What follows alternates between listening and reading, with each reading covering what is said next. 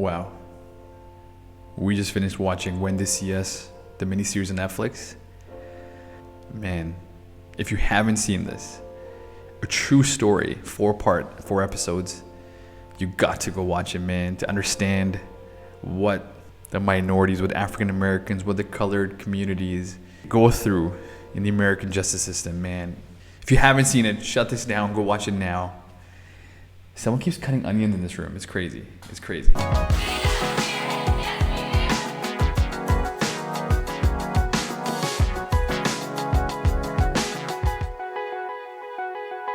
Hey guys, what's going on? My name is Emad and welcome to another episode of E-Vlogs, where we're sharing experiences, stories, and perspectives all the way from Dubai. Guys, as you know, with everything going on in the States after George Floyd's death and the protests, my wife and I decided we're going to try to sort of educate ourselves a bit more, bring a bit more awareness about, you know, the struggle of the African American. And for that, we thought we'd pick up and watch some documentaries. And one of the things that popped up on Netflix was When They See Us. And this is from last year. This is a true story going back to 1989. About a horrific rape of a 28-year-old white woman in Central Park, and how the police ended up rounding up a bunch of colored kids and eventually pinned, the police and the prosecution eventually pinned this on these teenagers, blacks and Hispanic. If you haven't read on it, I would suggest don't read it, go watch the documentary first. It's very cinematic. It's not really documentary, actually. It's a full-on miniseries. Go watch it first so you can be spoiler-free, I guess, in some sense. This really takes you into sort of how broken the criminal justice system of America is, or this is how it is for marginalized communities, right? And it teaches you like how important it is to know the law, like know the law of your land, because it can really get you out of trouble. And yeah, one mistake, just being in the wrong place at the wrong time, coupled with the pressure and the bias, the media, the bias that we have within ourselves. Guilty before proven, right? And those are kind of lessons I learned. But the main lesson I took away, guys, is how important it is to tell your story. Storytelling.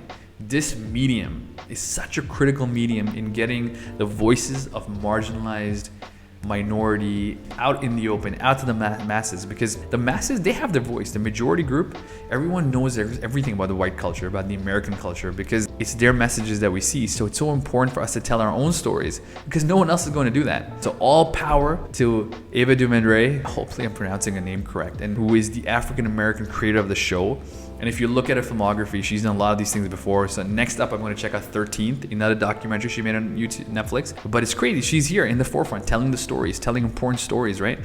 And another advocate of this, who's been doing this all through his journey, through his career, is Spike Lee. Done things like Malcolm X, He Got Game, Inside Man, just a few I'm mentioning. Now, what's so cool, guys, was that last year, me and the guys created a short film called Kayla, for the 40-hour film festival. I'm going to insert a clip right now. You know what I don't understand about marriage? It's not how you fall in love in the first place or why you get married. It's how do you stay married? I mean, you're married and you don't seem very happy. To be honest, Sarah, nobody's happy all the time. But in the end, it's all good. So yeah, do check it out when you get the chance. It was selected to be showcased at a festival called On DXB, which was this arts festival in Dubai, where Spike Lee was a guest speaker. I'm serious. He is the guest speaker. He came, spoke, and what's so cool, guys, is the same stage or the same like theater where they were showcasing our movies 7 to 8 p.m.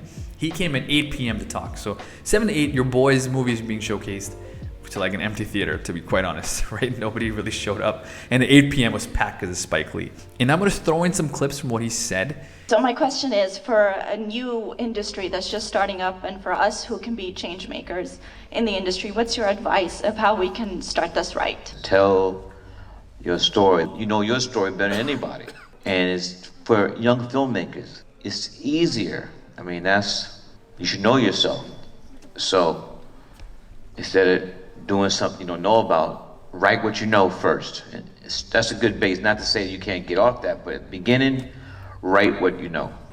And when you've been vilified for 50 years in TV, 100 years in film, those images are powerful enough that they can make you hate yourself.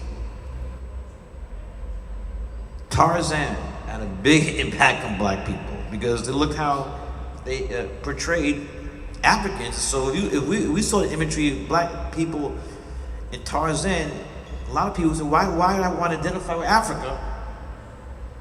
By looking at these Tarzan movies. That's the battle now. Representation.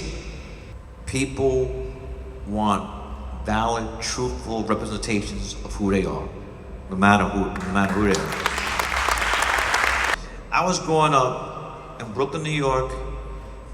I get a report card, B. Oh, I'd be happy, all B's. Run home, mommy, mommy, mommy. Look at my report card. My mother would say, why are you satisfied with B's? Your Jewish classmates are getting A+. And I would say, mommy, that's not fair. My mother would say, F fair. She would say, Spike, you have to be 10 times better than your white classmates. My mother, this is something all parents told their black kids. You have to be 10 times better. Just being good and just being as good is not gonna make it. I would say again, mommy, I still don't think that's fair. She would say F fair. Because she instilled in me a work ethic. That you gotta put, I don't care what it is, you gotta put the work in. One of the biggest crimes that's done to young people, this thing, the overnight success. Out of nowhere, this person came out of nowhere, and Almighty God from the heavens pointed down this person and anointed him the next thing. That's BS. Now, if I say this word in Spanish, it's okay, right? You gotta bust your culo. You have to work. Half-stepping, backsliding. It has not been easy. They didn't want this black kid from Brooklyn to be doing this. Putting light on their lies, falsehoods, and whatnot. I can leave now, right? There's a term. I just dropped science. So man, I came out of that, I was mind blown that I gotta keep creating, I gotta keep striving, and at the same time, I gotta tell my stories, man. I gotta tell my stories. If you go back to the show, When They See Us, it happened in 1989, The Truth came out in 2002, a documentary came out in 2012. So what was the reason of creating this again? When you take cinematic liberties in drama, in performances, in dialogue, in background score, in editing, in the movement of the camera, you can then understand and empathize with these men and what they would have gone through.